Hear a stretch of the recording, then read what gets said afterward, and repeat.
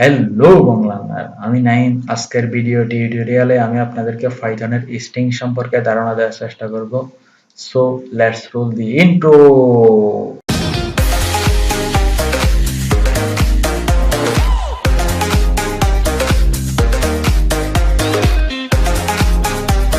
তো পাইথনের স্ট্রিং আমি আপনাদেরকে তিনটা পার্টের মাধ্যমে আমি আপনাদেরকে ভালো করে বোঝানোর চেষ্টা করব।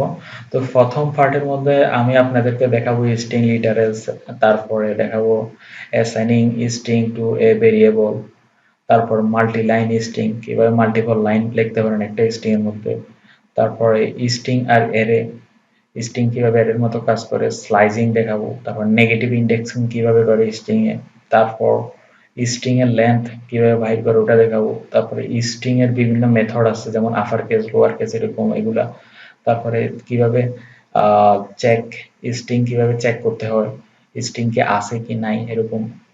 এবং সেকেন্ড পার্টের মধ্যে আমি আপনাদেরকে দেখাবো কিভাবে স্ট্রিং কনক্যাটেনেশন করতে হয়, তারপরে স্ট্রিং ফরম্যাটিং কিভাবে করতে হয়, এবং থার্ড পার্টের মধ্যে আমি আপনাদেরকে দেখাবো এসকেপ ক্যারেক্টার।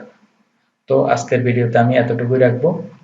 আমার ভিডিওটি যদি ভালো লাগে লাইক, কমেন্ট, শেয়ার এবং সাবস্ক্রাইব করতে ভুলবেন না। আল্লাহ হাফেজ।